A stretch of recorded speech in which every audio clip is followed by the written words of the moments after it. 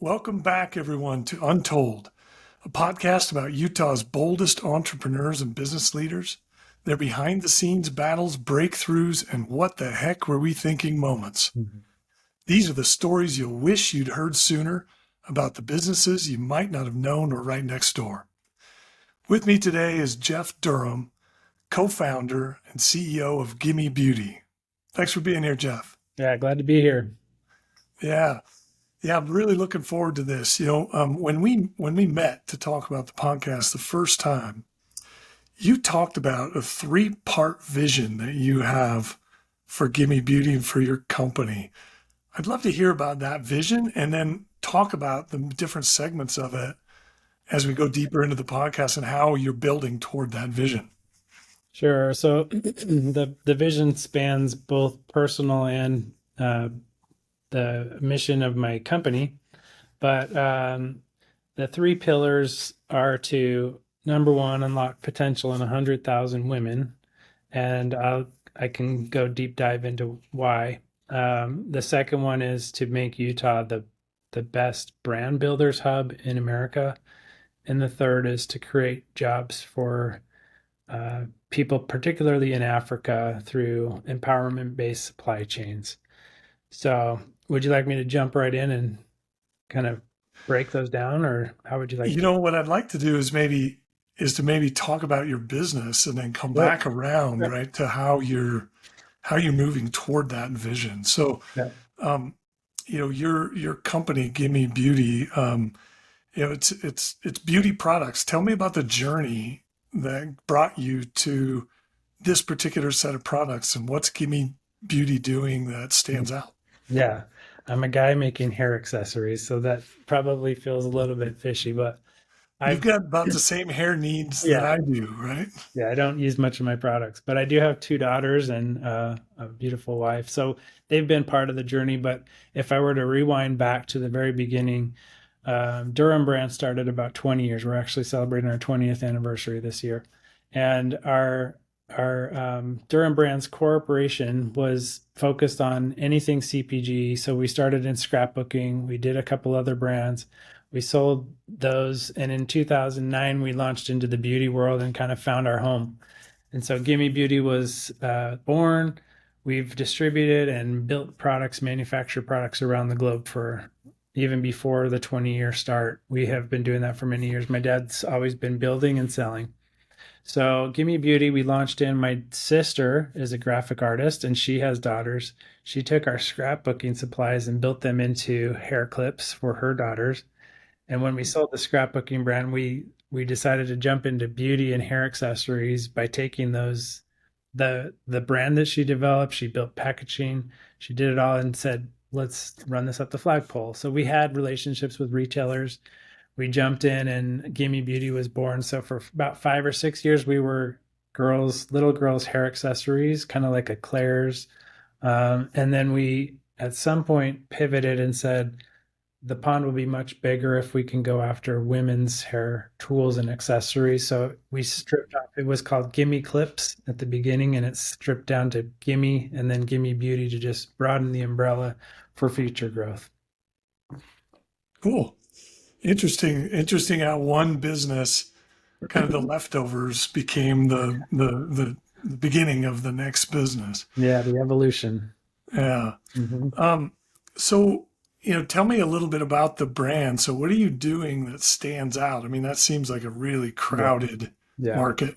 Yeah, it definitely is. And if you were to say, if I was a shampoo brand or just the lab created hair solutions, it is extremely red ocean. And so we went into the hard goods. We have, again, manufacturing experience around baubles and widgets and pressed things, metal and stuff like that. So we said there's a little bit less red ocean in accessories. And we even dabbled in electronics like flat irons and curling irons and things like that for a while. But anything that was not lab created was a little bit, I would say, harder barrier to entry. Anyone in the US can go to a lab and say, I want a shampoo that has these ingredients and build a brand.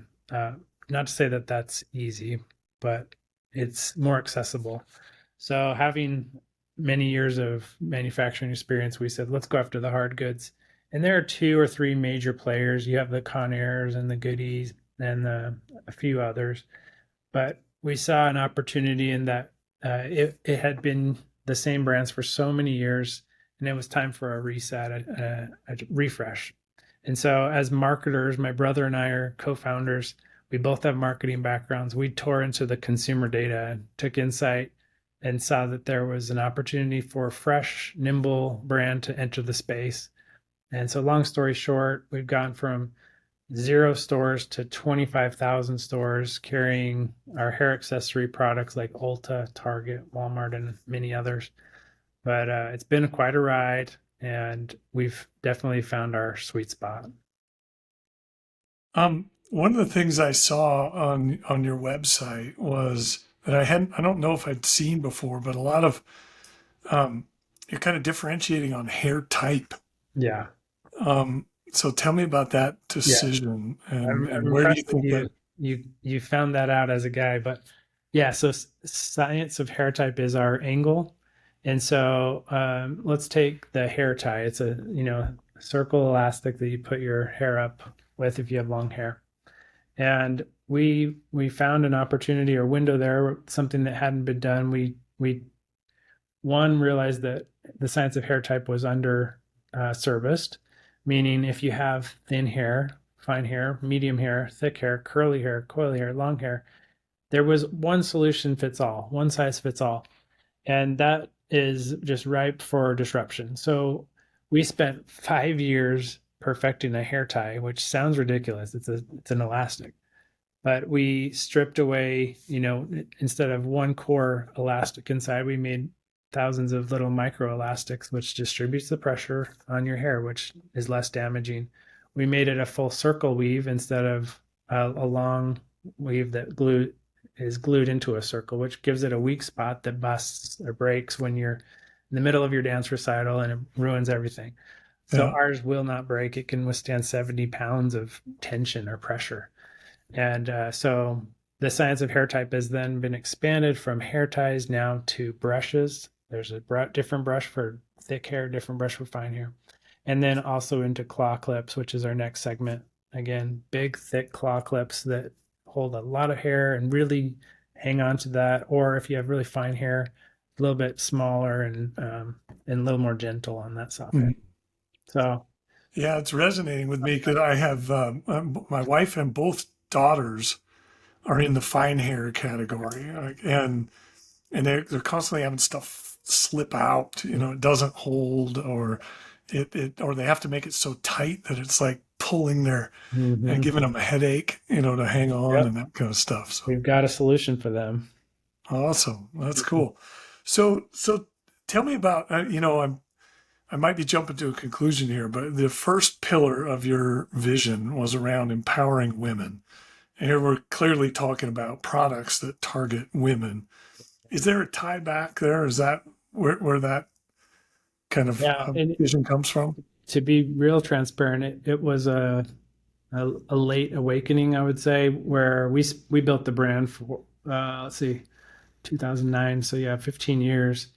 The social impact play came in just about 18 months ago. Oh, So as you get broader and broader distribution, your challenge as a brand is to create unifying community campaigns. And we had brought up the brand all the way up to somewhere around 20,000 distribution points. And at some point, we got kicked out of Target because we were doing private label brands. And we decided at some point we need to really dig in and build our own brand. So instead of doing a brand that was exclusive to Target, we decided to make a universal brand that we would invest in. And so, long story short, we realized that at the heart of that, we needed a backbone, and the backbone became female empowerment and having the brand talk about how does a woman get from their dream or from like the hustle, their work and their strive to become qualified to achieve their dreams. And we want to sit somewhere right in between those and unlock potential by telling those stories of how women, with interaction with the brand community, and it's not even so much the brand, but it's a safe space where women help women. And so the idea that female empowerment is at the core of the brand.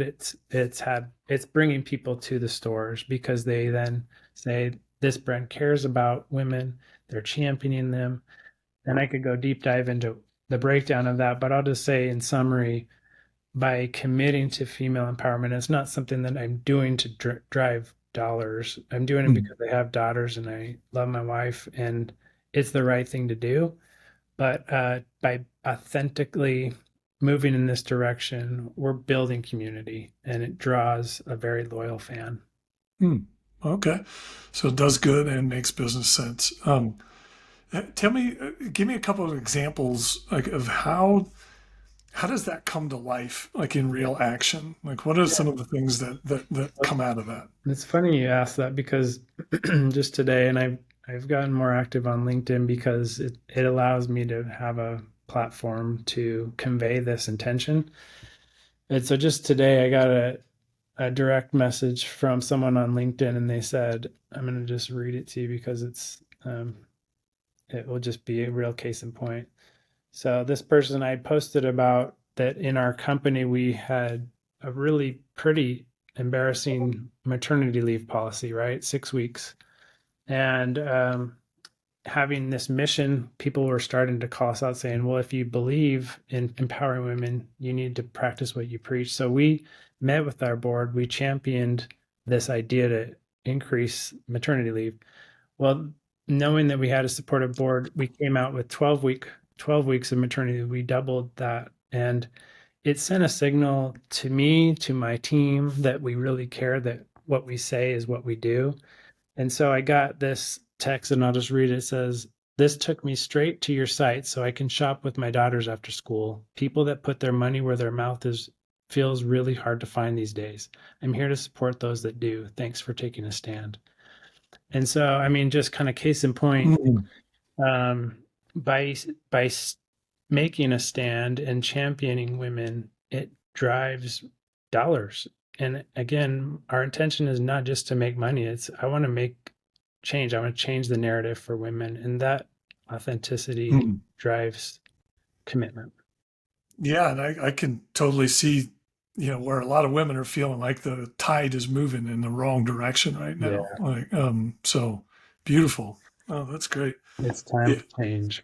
yeah. I'm curious about, as you've gone through this journey. I know you kind of summed it up in just a few sentences of getting from zero to 25,000 points of sale.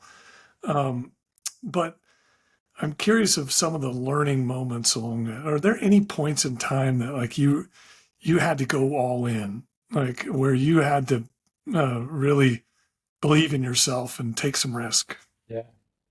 Well, I'm sure I could rattle off a lot of stories because we had touch and go moments where we were just near our death, and I'll share one that's burned into my memory. But there was a time, I'm going to guess it was maybe around 2016, where we were really still in our startup phase. We were growing, but cash was hard to come by. We had in the CPG space, everything is about inventory. You put all your investment into your inventory. If you overbuy, you're out of cash. If you underbuy, you don't have the revenue. Long story short, we were out of cash, and we had investors that were supportive. We had a board that was supportive, but um, at that moment, it was maybe just a sticky point where the investors that we did have had their cash deployed in other areas. So I remember specifically one family vacation I was on, and I was like, you could see my hand trembling as I was like putting my credit card in the gas pump because I didn't know if my credit card was going to clear. And I've got my family in the car. I'm like, I could just feel this sensation of like crippling. And to double down on the pain, my bank called at that exact moment and said, "Hey, Jeff, that line of credit that you applied for and that you're waiting for, it did not get approved." And so, like, the rug got pulled out from under me, and I was pretty much ready to send an email to say to my team, "I can't cover payroll. We're closing the business." Mm. Well, that next week, a miracle happened. An investor came to the table and rescued us, wrote us a multi-million dollar check. And I would not be here talking to you today if that did not happen. And I wouldn't say that's uncommon in the brand building world. There are moments, and I've had conversations with other builders. We commiserate over these stories, but it's common that you run out of cash and are near death at different stages. We're fortunate that now we're in a stable environment. We have good cash flow, profits are strong, but um, but that's not uncommon. So that was one. I don't know if you want me to go further into that, but it it was a That's tough a deal. great one. Yeah. Yeah. I mean, yeah, if there's another one that comes to mind, I'd love to hear Yeah. another one. Yeah. Another story, and this one is a little bit related to the growth at Target after we started to invest in our brand. We had a moment where this was a little bit near term. We had a big bet that a buyer made from Target to say, we want to come in on this back to school campaign. We want you to come in. You've got, maybe we had 15 items in the store. And every time you get a new buyer, it's a little bit of a moment of what is this buyer going to do to my Are we brand? going to be out or are we going to be In or in? out? And it's, there are these young buyers. Well, this buyer came in. One, it was a guy, which typically when you're dealing with hair accessories, you think, well, will the guy get it? Maybe they'll be more data driven, which is good, but can also be scary. Anyways, he came in. Long story short, we spent 30 minutes with him, and by the end of that, something flipped, a switch flipped, and he said, I really believe in this brand. What would it look like if you guys gave me a 4-foot section? Which would take us from like 15 items to 70 something items. Huge jump for us, multi-million dollar opportunity. But the catch was, and I need it in 6 weeks. And I produce in Asia. It's typical that it's a 60-day production, maybe even 60 more days on the water to cross the ocean. Mhm, mhm, And I've shared this in other podcasts, but what was monumental is that our factories that we've worked with for so long and we've invested in those relationships, they stood up, they scratched our backs because we'd scratched theirs, and they made production happen in 30 days. And this was more volume than we'd ever done. So they called in all their resources, called in all their investors, whatever they needed to do to get this raw material procured quickly. They implemented quickly. They maintained our quality standards. We had, triple the quality control inspectors, but we got it out the door. And then we had to hire, I'll just say, in the double digit number of airplanes to get it here. And long story short, we were able to pull in this miraculous win. And other competitors missed deadlines. Their pegs were empty when the back to school time hit. mhm, And I guess the principle I'd share that maybe helps others is you just never know how important those relationships are with suppliers and customers in the critical moments. And so if you can invest long term to say, I'm always going to treat them so that if they need something and I'm capable of providing it, I'll do that. And you can invest long term, the payout on calling in favors over time is priceless. And they came through and we won the bid, we won the opportunity, we filled the stores. We were a top seller in that window. So it really allowed us to then expand in future years. But um, it was again touch and go. What if they would have missed the deadline? What if the quality was bad and we're buying, quadruple the inventory? What if those airplanes still missed the deadline or we didn't have the cash flow to support that investment? What if mhm. it hit the stores, we got it full, but it didn't sell through? Just on every angle within that experience, something could have gone south, but it didn't. And so 20 years of building allows you to pull levers and have confidence to make big bets. And so I think it's a compelling story, but a lot of lessons to unpack there. Yeah, there are. Yeah, the one that jumps out to me is about those relationships, right, that you built over time. Um, you know, I see that you have a group of people that you kind of organize here in the CPG space. It seems like that's again another way that you're building relationships and you're kind of leading with value. Um, so I'm curious, where did that where did that mindset come from of really making those investments in those relationships and Yeah. giving, right? So that ultimately maybe it comes back to you, right? But that giving first is kind of what's jumping out to me. So Yeah. tell me about that. Where did, what experiences are behind that? And then I'm imagining that's a tie into their second pillar, right? Of the brand building environment that you want to build in Utah. Yeah, that's great segue. Well, back in my college years, I read book. I'm a relentless reader, but there's a book called The Go Giver. Highly, highly recommend it. But in summary, one of the key principles it shares is your net worth is really the value that you give to others. So instead of it's about me and take and I have millions of dollars, it's about how much value can I create for others? That's your net worth. And I've taken that to heart. So 12 years ago, I started the CPGX forum, which stands for Consumer Packaged Goods Executives. And I rallied all the brands I could find across Utah, and we set a cadence of quarterly meetups. We had our first meetup at Skull Candy back in the original days. Their headquarters was in Park City, and so the the model was that we would show up at a different brand every quarter.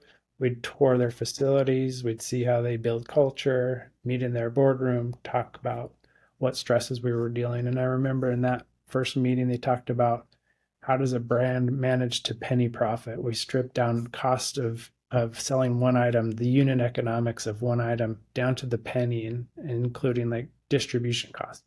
But from that moment on, building my costs of goods changed overnight. And so that was just a sign of what could come from this networking, high value network creation. And so 12 years later, now I've picked people from that CPG forum to be on my board. I've had people that have, helped me get relationships with major retailers that I wouldn't have had otherwise. I've had just friends that have I could call up and say, how do I deal with I've got to fire my favorite person or whatever came up, and I could just call. I had a whole black book of capable brand builders that were successful that had been where I wanted to go, and it made getting to 25,000 stores possible. There's no way I would be here again without all those brands that joined my network. It's cool. You had the idea to start it, and then immediately it's paying dividends back to you. Mm-hmm. But nobody else thought of starting it up, right? And it takes somebody to do it, right? Yeah. I love that because I guess that's so similar to the story of why I'm doing this podcast, like of just hearing stories from people like you and saying, "Man, why don't I hear podcasts with those kinds of stories instead of hearing about Jeff Bezos again or Mm-hmm. Apple or whatever?" So love Yeah. it. Yeah. Good. Um, so going back to that brand builders community, I'm familiar, here in Utah, we also have kind of Silicon Slopes, the fintech and high tech kind of area. You know, I'm familiar with, they, you kind of have create an ecosystem, right? That kind of feeds on itself. Tell me about the ingredients that you see necessary to create this community, this brand builders network that you envision. Yeah. Well, it definitely takes probably number one commitment. I know a lot of communities that start up strong and then fizzle over time. So I'm a person that if I commit to something, I persist through and I make it happen and then I don't quit. So that was number one. But I think number two was I was very particular because there are a lot of groups I could have joined and signed up for and hoped to get the same benefit. But I knew I needed something different. I needed better information, highly curated to CPG brand building. And so the criteria for those that can participate. And again, no charge. This is just me trying to create value, give more than I take. And it became people that have line of sight to brick and mortar retail distribution, because running a brand that's in brick and mortar stores is very different than running an e-commerce brand. Your infrastructure, your systems, your people are very Right. different. Your sales force is different.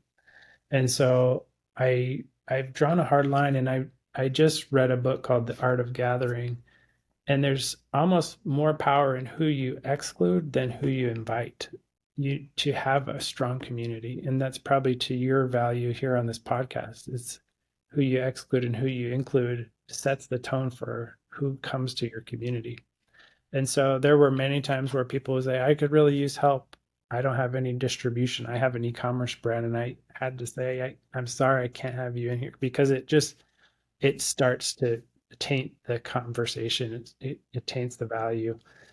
And so we're probably up to, as far as active people, maybe 40 people that represent brands here in Utah. I have a list of 100 that have come in and fit the criteria, but real diehards, there's about 40 active. And so we've met for 12 years quarterly. And what I would just share one more quick story. When COVID hit, or when downturn hit, or when tariffs hit, to have kind of a vine to swing from, or a community to lean on, I started up a Slack channel for those brands, and we're dumping in what happened the second a tariff update comes in. Everyone like swarms the Slack channel and says, well, this is what I'm doing, this is how I understand it, and this is what my lawyer said that I can do to navigate this loophole.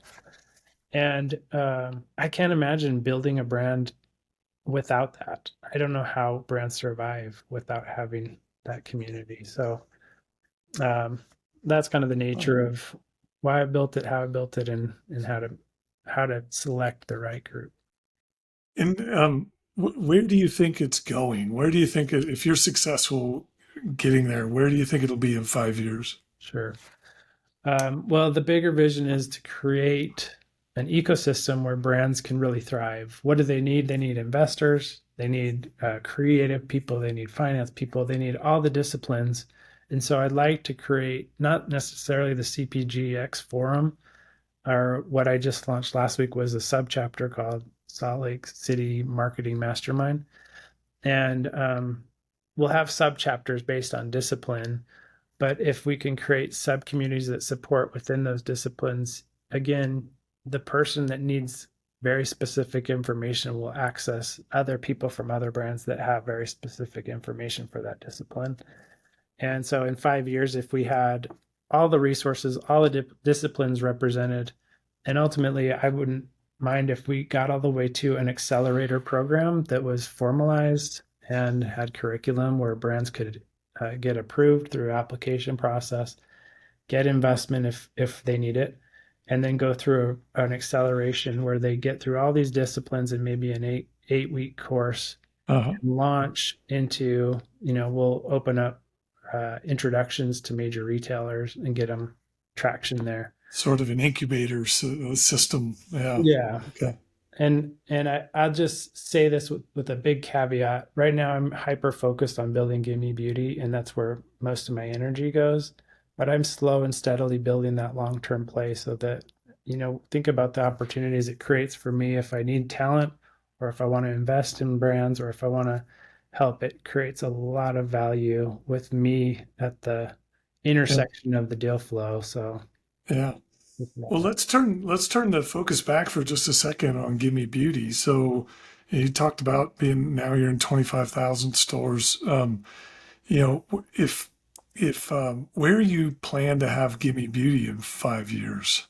yeah, it's a good question, and I'm not sure I have a perfect answer, but right now, my clear intention is to build as large as I can, as big as I can. Meaning, if my core mission is to unlock potential in 100,000 women, the bigger the brand is, the more resource I have to accomplish that goal. And so, if I have that pure intention to grow it and scale it with doing good as the core motivator, one, it'll attract the right people, it'll attract the right talent. And if I can, let's say we double, triple, quadruple in size. We'll be the largest hair accessories brand, and I believe we can be number one. And at the same time, what if I could take that 100,000 to 1 million women because I made it even bigger and really change the narrative and get partnerships that break open doors and kind of stop the negative trends or cycles. I can do more if it grows bigger. That's my intent. What do you think are some of the biggest challenges that are in place to achieve that goal? A lot of it comes down to focus. One of the hardest things for a marketing or product development team is to pick how far your brand will extend. We called ourselves Gimme Beauty. So am I lipstick? Am I chapstick? Am I skincare? Um, and so we had a meeting last week, and without sharing a ton of detail, I say we're going to remain hyper focused around the categories we're in. We're going to get consumption to quadruple, meaning just more of the same to more people, then teach them how to use it more often. And we still feel like we have quite a long runway to take market share within the US. But over time, there will be opportunities to remain focused, but go to more countries. We could go global. Um, so I think some of our strategic tactics and intentions are to stay focused, really manage the portfolio tight, but sell the same thing to many, many more places. Okay. Okay. No, no, that's legit. Yeah, I've seen a lot of companies really struggle by, yeah, throwing the net really wide, and then all of a sudden, um, they've diluted, right, a lot of their efficiencies, and the cost of goods gets out of control, and Mm. inventory management becomes impossible. Yeah, Yeah, we've learned that the hard way. I'm sure. I'm sure. Um, the third pillar of kind of your total vision there, you talked about um, doing something outside the U.S. So tell me about that, because I think it relates to what I'd really like to get into is talking a little bit about legacy, Mm. right? About making a difference. So tell me about that vision, and then let's talk Yeah, about and legacy. I probably will position this more as an external to Gimme Beauty as just a personal intention, but Okay. over time it could roll back in. I think that would be amazing. But um, the goal clearly articulated is there are pieces of the world that the one major unlock is just job creation. They can solve their own problems if they have a steady job. They can solve healthcare, they can get clean water, they can get shoes, they can get all these things that have been handed to them as this will solve. People have been throwing things at them saying this will solve it. Really, they just need job creation. So, my philosophy is that if I can stimulate economy, meaning build market where factories and empowerment ready zones can take place. And what if females were the owners of the factory and run it to create safe spaces for women? And what if we had schools next door where their kids could get trained up and maybe they graduate and get to work in the factory? But over time, what if they gain coding skills and are making 10x what they could have made before? And so my personal mission, and I just say it as simple as I feel divinely directed this way to lift. So I'm trying to answer the call, and I'm still wrestling whether it fits within our business or not. But if it's outside of the business, I'll work more with resources in Utah, build this brand ecosystem, and point people to that intention and see if I can get resource to line up efficiently to pull through. But in the end, the dream would be, let's assume there's 10 countries in Africa that have factories that maybe create beauty products that get pulled through to my brand and that get sold to a Walmart or a Target or a Whole Foods. And everything that they produce in those factories is pre-sold. That is a sustaining, perpetuating solve to a real world problem, and it could really change the cycle of poverty. They can solve their own problems once that's in place. But I'm just the longer term is is it really living inside Gimme Beauty, or is it an external, maybe a Right. broader foundation? Yeah, yeah, I can see that. That might be complex to have it in one entity. Maybe you need to yeah, just have that separate. Okay. So I mean, obviously this is very personal to you. So I'm wondering what's that. Clearly, there's a tie to the female empowerment that you mentioned, but I'm wondering if you can expand on that. What would it mean to you to make a dent in that, to achieve some part of that vision? Yeah, I guess I would say one, it's not about me. It's not about Gimme Beauty. It's about a bigger change that needs to happen.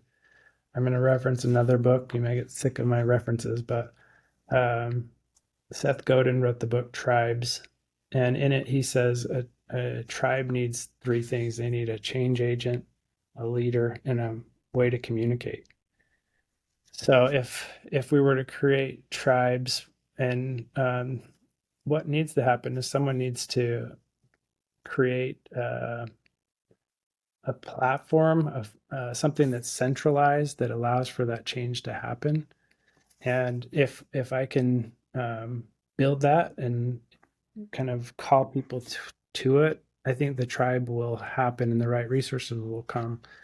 But I think maybe your broader question is just kind of why why do I care so much, and what's in it for me? I don't know. I don't know if there is something in it for me, but I do feel called, and I do feel like there's an opportunity for someone to take the lead. And some of these are really big challenges, really big, and somehow that's the way my mind works, is it dreams up these big visions, and hopefully I get good at bringing executors to make it really happen. But if I can create a tribe where there's one central hub for how is this all going to come about? How are we going to unlock 100,000 women's potential? How are we going to make Utah the best brand builder state? And how are we going to pull through factories? If there was one central hub that says, this is where you come to help women, this is where you come to do these things, and the resources are deployed in a consistent, institutionalized way where it's very organized, the right resources are there, the acceleration program is instituted, and we can get a few case studies of success. I think it'll scale, and I think that's what I've learned through 20 years of building a brand. I can take something that's chaos and organize it into something that sustains, and I do it with heart and clear intention that is bigger than me. Um, so the why for me, I get up every day is because I feel like I've found my clarity, and I guess I'll tease out. I've drafted a book that walks people through how I resolve that clarity of intention. And so maybe it's a playbook that others could find their intention and join the mission. But That's but great. how many people have you met that have total clarity of intention, that every day they wake up and know exactly what must be done? It's rare, but I'd like to accelerate that. I'd like to get people um, waking up every day excited to go do what they're uniquely built to do. And Mm. John, you're one of those. You're a guy that knows what he's on a mission to do, to accelerate the storytelling, to help other people unlock their potential. And I can see it in you. I mean, you're to your point, there's not a podcast that does what you're doing. It's telling everybody all these big celebrity stories. You're getting to the heart of the one-off builder that has a great story to tell, but it's not being told. And so we need more people like you. Wow, thank you. I can't think of a better compliment than that, but I appreciate that.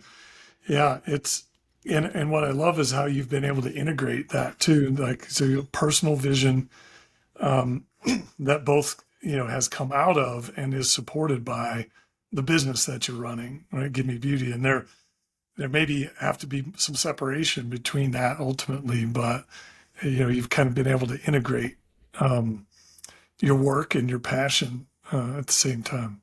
Yeah. That's great. Um, Yeah, I'm curious. So there's another angle. I'm wondering if you can share some insight. So you talked about, you kind of come from a family business. You mentioned earlier your brother, your sister, and your brother's in the business and get a co-founder with you. Yeah. Um, so I know family business can be really great and also challenging at the same time. So tell me about how, coming from the family you come from has helped you along your journey. Sure. Um, well, number one, I think my parents, uh, I don't know if they knew what they were doing or they just happened into this, but they put us to work very early. And so I started as janitor probably even before maybe 10 or 11 years old. They would Yeah. bring me in and I'd kind of half scrub a bathroom and then go play in the food court or something. But over time, year after year, I showed up every summer. I would do distribution or I would manufacture something or um, do some record keeping or something, but I was exposed to that. And so from an early age, it's just been built into me and my brother that we work hard and we've been trained with skills that a lot of kids maybe never got because we were just exposed to how a business operates and specifically distribution. Mhm. But I think the from coming from that standpoint, it's an opportunity for us to kind of take what we've learned and point it towards doing good. Um, but I think it's just I tie back everything to the roots, and I was well trained. I was taken under my dad's wing. He's still chairman of the board, and I think part of what is unique to him, one, he's a colorblind oil painter. He sees the world differently, but he builds businesses differently because he's had to complement his skills with people that are strong in business. But he's a relentless networker and he's ingrained that in me. But by watching him, how he's built culture values, how he's built systems for family, it's kind of been instilled into us. The other lever we've pulled to kind of get access to best practice as a family, there's a family business forum in Utah.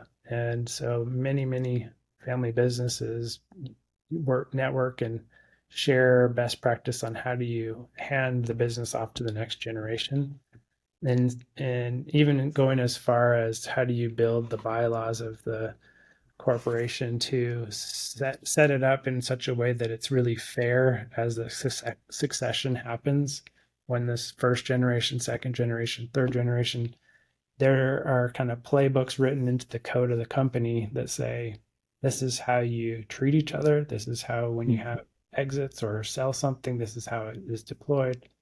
And we've, I guess, borrowed a lot of the principles that set us up to have a sustaining family business. Okay. Oh, that's great. That's great. I'm not sure if it was this family business forum or if it was another organization, but I heard something. Somebody was asked, "What do you do?" And the description was, we work with companies so that people don't have to go straight from the boardroom to the therapy room in family businesses. So they can pull that. Good for them. Yeah, so, oh, that's great. Well, I need to end on this note on that topic that I've never really had a major issue with my dad or my brother, not once in 20 years. I felt very fortunate, but we're built to work together. awesome. Fantastic. I think that's a great place for us to end. Jeff, if somebody is listening to this and A wants to learn more about Gimme Beauty, or B is interested in your CPGX forum, how can I get in touch with you? Yeah, probably the best way is through LinkedIn. It's a good way to see what we're up to. Shoot me a DM, connect, and or follow gimmebeauty.com. A lot of our social efforts are handled there. But happy to connect and would love to broaden the circle. Awesome. It's been a pleasure today, Jeff. Thank you for your time, and looking forward to seeing this episode get released. Thank you, John. Appreciate All it. right. Thanks.